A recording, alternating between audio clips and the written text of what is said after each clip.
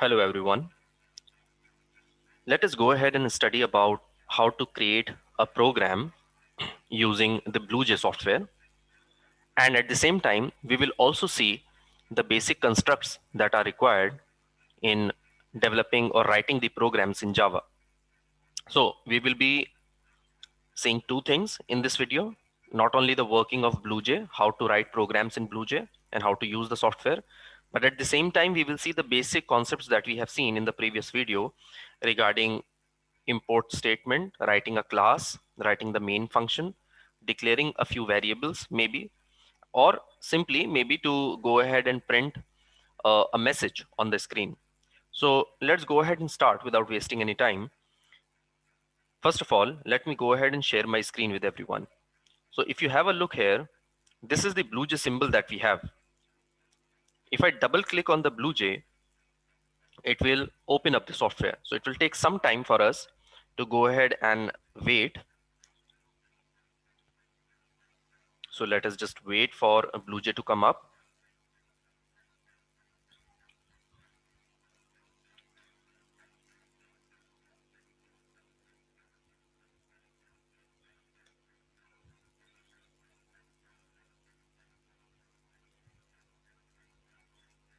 Okay, as you can see on the screen. Okay, so I have two BlueJs. Let me close one of them.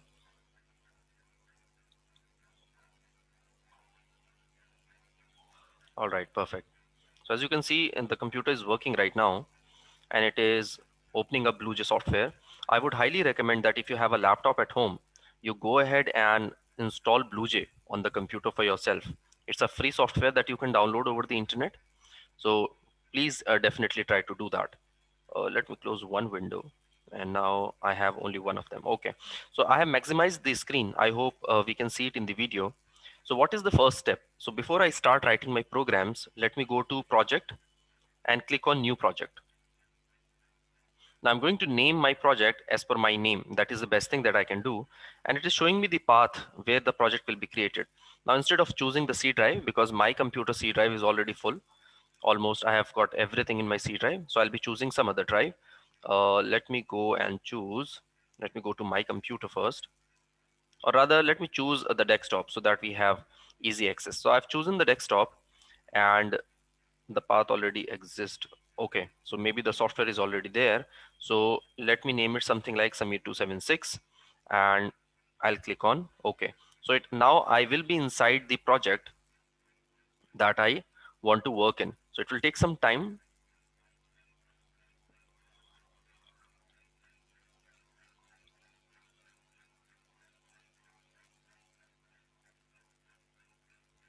Let us just wait.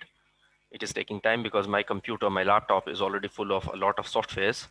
So that is why it is running a bit slow. But hopefully, if you have a laptop at home, it shouldn't be a problem like that. Okay, perfect. Now you can have a look here. We are inside our project, and at the same time, I can also show you that we also have a folder created on our desktop with the same name, Samir276. So that is where all my files are going to be saved. Now what to do now? Once I'm here on this screen after creating my project, I will click on new class. Now it is doing something. Let me just wait for a second. Okay, so I'll click on new class, and here I will name the class. So remember guys, we want to create a program, and whenever we are creating a program, we provide a name for the class. So what is the name for the class that we are going to have? So let us go ahead and call the class that we are going to create as sample. And always remember, the S or the first letter of our class name should be a capital letter. So that is what I'm going to do, and I'll click on OK. No other change I have done. Now, as you can see here, I have this kind of a small rectangular box with this name. If I double click on it, it should go ahead and open up the class which is created. So just wait. As I've already told you, my computer works a bit slow. So let us just wait for a second.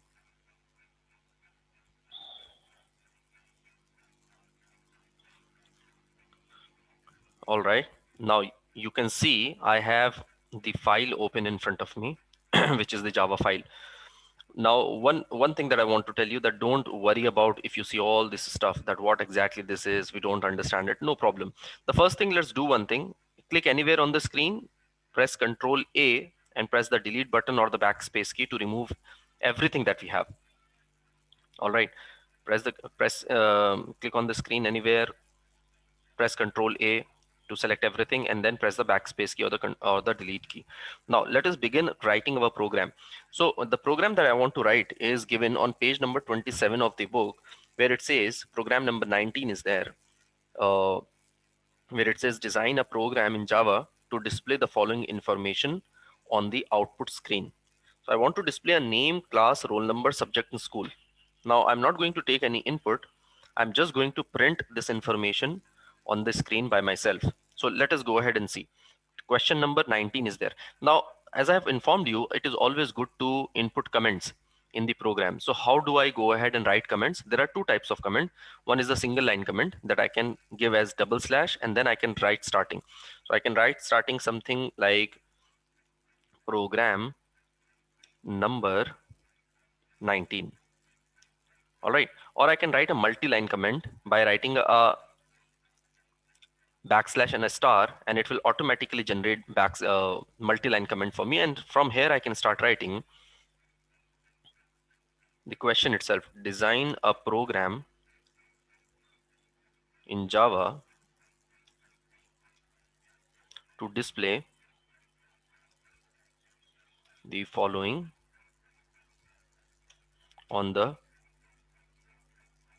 output screen. All right. And what is it that I want to display? I want to display the name. Now, if you notice, I'm just writing what is given in the question. There is no Java here. I'm just writing plain English. So roll number, subject, school, and so on. Now, let me come here. As you can see, this is all grayed out. Grayed out means this is not highlighted. That means it is a comment. Now let us start writing the program. So we have seen two type of comments. Please remember these. You will be using them a lot while writing a program. The first thing that I want to do is import certain packages so that I can use them in my program for input and output, or write a program. So the first package that I want to import is import java dot, let's say, lang package, although this is the default package as well. Or I can also go ahead and import io.star. Let's import io.star. Now what I've done here, I have imported a package to use the commands that are available in Java. Now the first thing that I want to do is to create a class. So let's go ahead and create a class, public class sample. Now please remember, if you give the name of this class while writing the program as something else, and you have saved your program as something else over here, then it's going to be a problem. Now it's giving me a red line. Let me check what is the reason, so that we can come to know there has to be some reason why it is showing me a red line. So let me just go ahead and try to solve it. Okay, I think the red line is gone. The reason of the red line was I did not write curly braces at that point of time. So now I do have it. All right. So I've named my class as sample with the S as a capital letter. And it is the same name that I have given while creating this file. If you remember in the back step, in the previous step. Now I'm going to write my main function.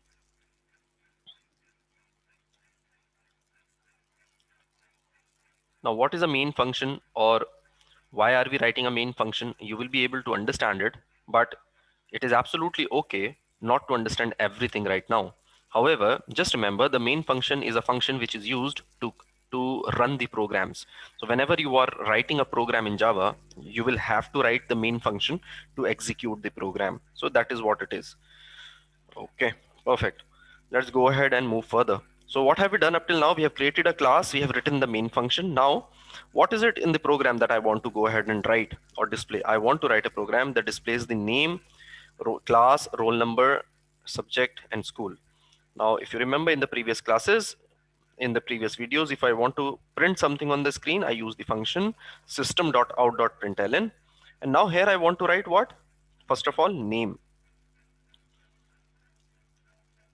And then I want to go ahead and write the name of the person that I want to print. So let me write, for example, Rahul. Kumar. If you notice, I have written everything in double quotes and I have concatenated or I have joined the name and the real name. The name, I mean this word name here, and the real name with a plus sign. So if you want to join something in the output, you have to write it with a plus sign.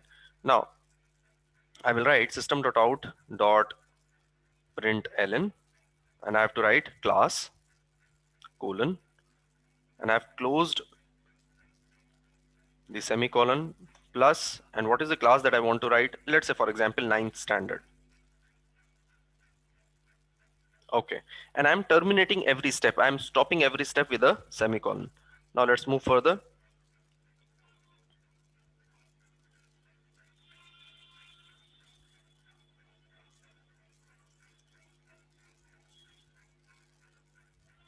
Okay, roll number. Let's give the roll number as 05. So a very simple program.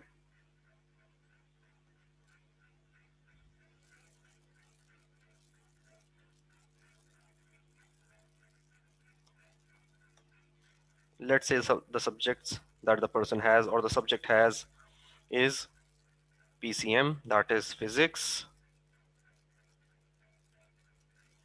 chemistry, and maths. Let's suppose these are the subjects, and later on we want to print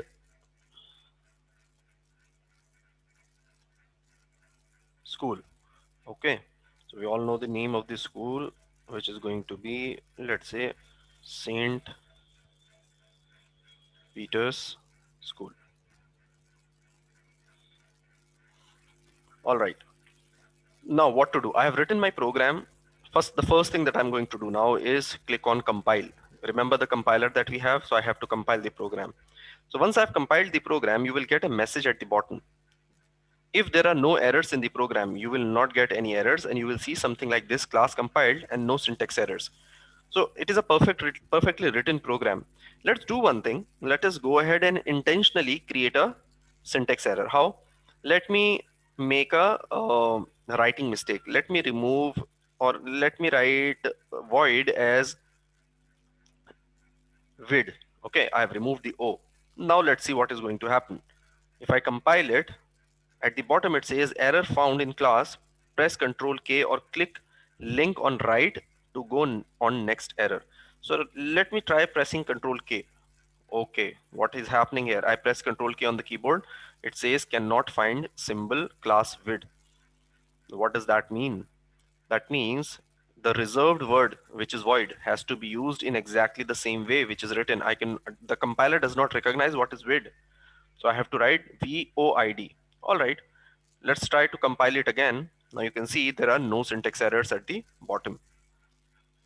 Okay, now what we have to do? Once I have compiled my program, let me go ahead and close it. If you come back to the same screen, you will find your file here. Right click on the file, and the second option that we have, which is void main. Remember, we have written a main function in our program. So I'll select it. I don't have to do anything here. I just have to press OK. Have a look. This is the output. This is the output that we wanted. Have a look here. I have the name, class, roll number, subject, and school of a person, and I've printed this information. One more thing that we have to remember here is whenever I have given the print statement, once I've finished the print statement of Rahul Kumar, the cursor has automatically come back into the next line. It is not printing the class over here. It is not printing the class like this. It is printing it in the next line. So what does that mean? How it is happening?